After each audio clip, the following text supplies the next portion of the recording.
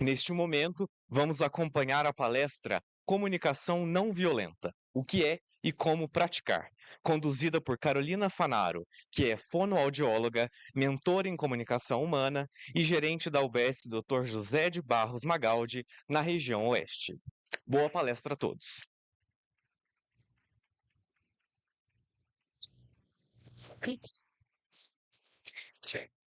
Bom dia. Eu também estou muito feliz de estar aqui, mais do que feliz, eu estou honrada por ter sido indicada para falar desse tema que me é tão caro e dizer que eu sinto, além dessa honra, uma alegria imensa de falar de comunicação não violenta para a segurança do paciente. Eu também tenho, como a Karina falou várias vezes a palavra desafio, alguns desafios aqui. O primeiro deles é falar de CNV em 20 minutos. Eu vou chamar a comunicação não violenta de CNV, como carinhosamente nós que trabalhamos com ela a chamamos. Mas eu quero saber aqui, eu vi que vocês são uma plateia bastante interativa, muitos de nós já nos conhecemos, e quero saber aqui como que vocês estão se sentindo hoje. A primeira pergunta que eu gostaria de fazer para vocês é que vocês reflitam aí, né, em alguns segundos, eu não vou poder dar um minuto, e qual desses emojis poderia representar vocês no dia de hoje?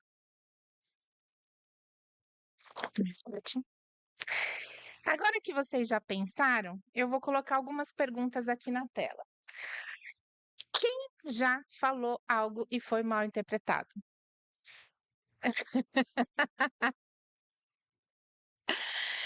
E quem já deixou de falar por medo do que o outro ia pensar?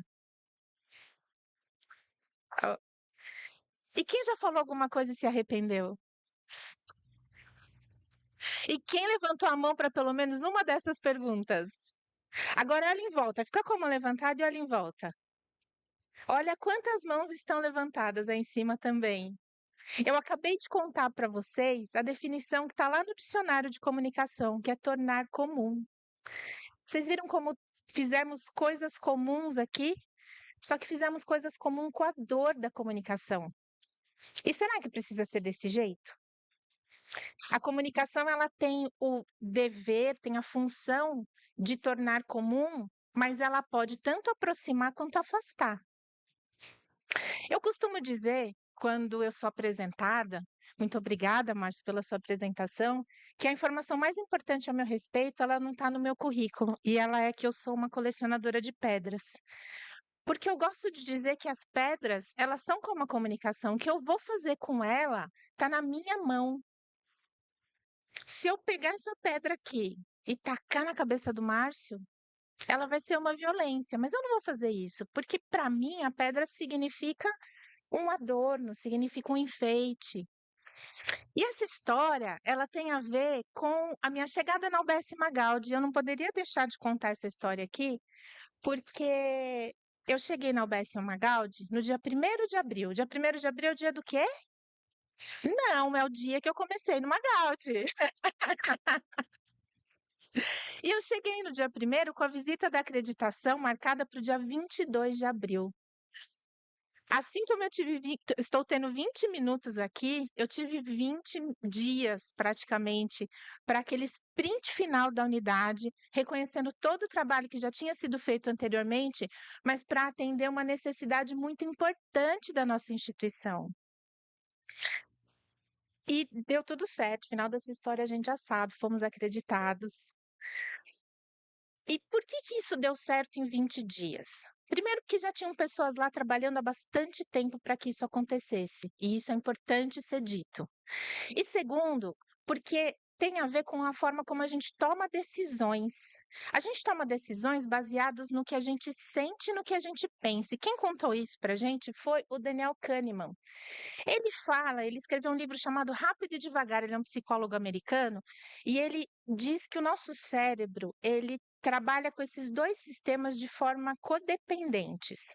O sistema 1, que ele chama de sistema rápido, ele é um sistema que é mais automático, mais o intuitivo, que é o mais o do sentir. Esse sistema que é o mais o da reação, é aquele sistema que gasta menos energia. É aquele que, quando a gente ainda não desenvolveu a habilidade, ele não está pronto para funcionar, porque nessa hora, quando eu ainda não desenvolvi a habilidade, que eu estou fazendo esse desenvolvimento, eu uso o sistema 2, que é o sistema devagar, e que ele demanda mais esforço, ele é mais analítico, gasta mais tempo e gasta mais energia. Bom, eu estou falando então de tomada de decisão e o que isso tem a ver com comunicação? Comunicação é decisão. Eu decido, assim como o que eu faço com essa pedra, eu decido como eu vou me comunicar. Só que eu só vou fazer isso se eu tiver consciência de como eu vou fazer isso. E alguém aí disse que comunicação era dom, mas eu vou precisar contar que comunicação não é dom. Comunicação é habilidade, é competência e por isso a gente pode desenvolver.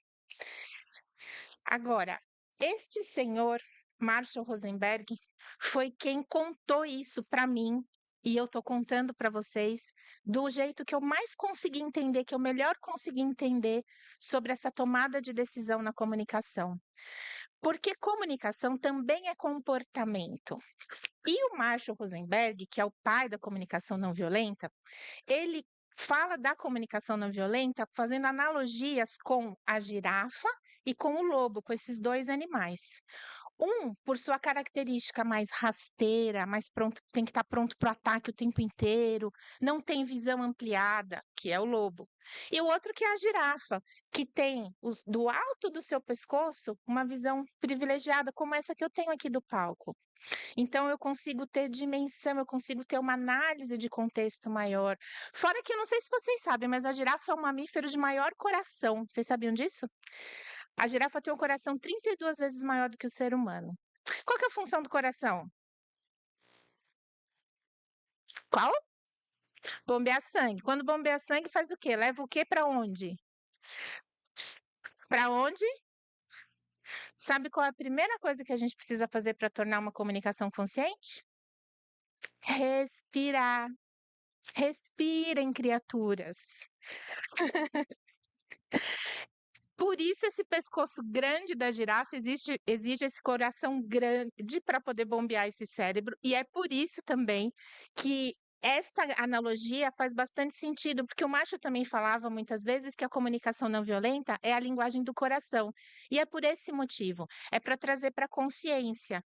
Quais são as características, então, dessas linguagens? Enquanto o lobo está na reação, no julgamento, a girafa está na ação, na observação e na escolha.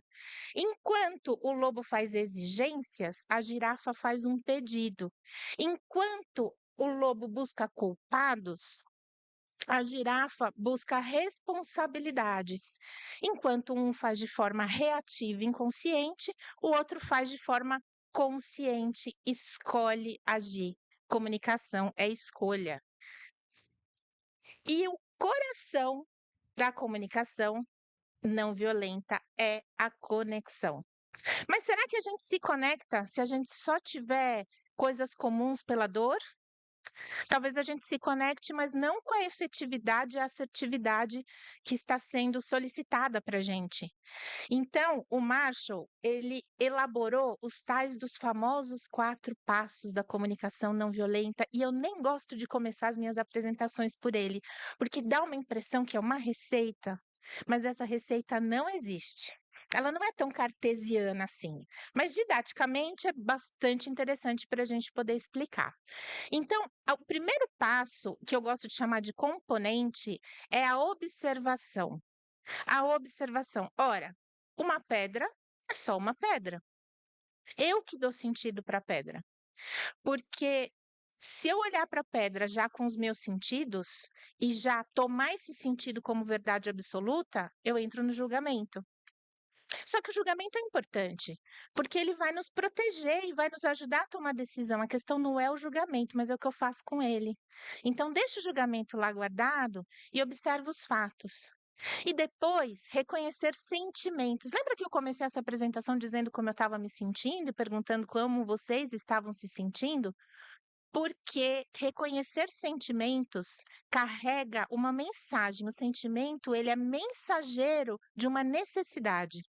Se eu me sinto frustrada porque alguém da minha equipe não me entregou uma informação que era essencial para o meu relatório gerencial, eu tenho uma necessidade não atendida, que no meu caso é a pontualidade da minha entrega.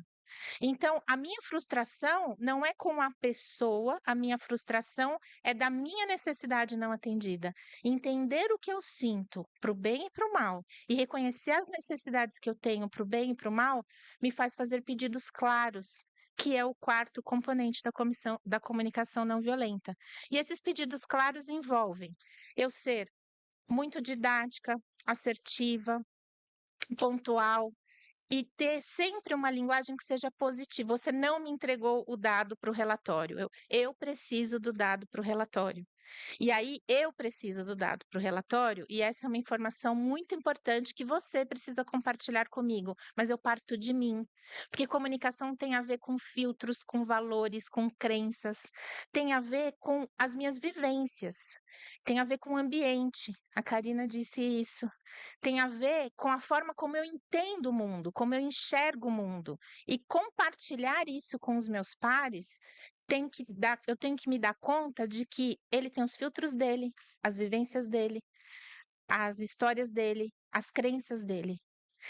Só que ainda não é só isso, porque eu e ele, eu e vocês, estamos inseridos num cenário, numa sociedade, numa organização. Então, estamos aqui para atender não só as minhas necessidades pessoais ou a do outro, mas as organizacionais. E a ONA, quando eu cheguei lá no Magaldi, era uma grande necessidade organizacional e institucional. Para tudo isso acontecer, existem 3 coisas básicas, que são presença, intenção e contexto. E isto também precisa vir acompanhado do impacto, porque o que eu falo, eu preciso cuidar para chegar da melhor forma possível com o outro, mas eu não controlo e nunca vou controlar o que o outro vai compreender do que eu disser. Por isso eu preciso cuidar tanto de como eu falo. E por isso é um desafio e é um desafio da humanidade. Vocês acham que eu estou falando aqui de tecnologia? Não? Pois eu digo que eu estou. Da tecnologia da relação, de uma inteligência nada artificial que está nas nossas relações. Este impacto, quando eu causo no outro, porque a hora que eu falei, não dá para desfalar. Quando o outro ouviu, também não dá para desouvir. Depois a gente vai contornar, só que dá um trabalho desfazer essa imagem e tudo comunica. O corpo comunica, a voz comunica. E quando eu escrevo um e-mail, como a Karina citou, a voz, a entonação está na cabeça de quem lê, não de quem escreveu. Então, a responsabilidade vai dobrada. Então, eu sou responsável pelo que eu falo e sou responsável também pelo que o outro entende, porque eu preciso cuidar do que eu falo. E eu preciso ter curiosidade, a generosidade de me interessar pelo que o outro vai entender. Mas o interesse do interessado e não do interesseiro. E o que isso tem a ver com as 6 metas de comunicação, então? Para cada meta, a meta 2 é a comunicação, mas para cada uma das metas, na própria palestra da Karina, ela deu vários exemplos de como é que a comunicação está entrelaçada em cada uma das metas no nosso fazer diário e como isso pode ser facilmente exemplificado por nós aqui em conversas que a gente pode ter aqui de forma bastante informal. Agora, depois de tudo isso, eu quero saber, de tudo isso que eu falei, o que é que está vivo em você? Faz uma respiração profunda e pensa, o que é que está vivo em você? E agora que você já fez essa pequena pausa, essa pequena reflexão, eu quero dizer que o que está vivo em mim é a vontade de ser girafa. Então eu convido a todos a serem girafas. Sejamos girafas. E vamos, se eu puder deixar uma única mensagem para vocês no final desse dia, o que eu diria é: fale com intenção e escute com atenção. Muito obrigada.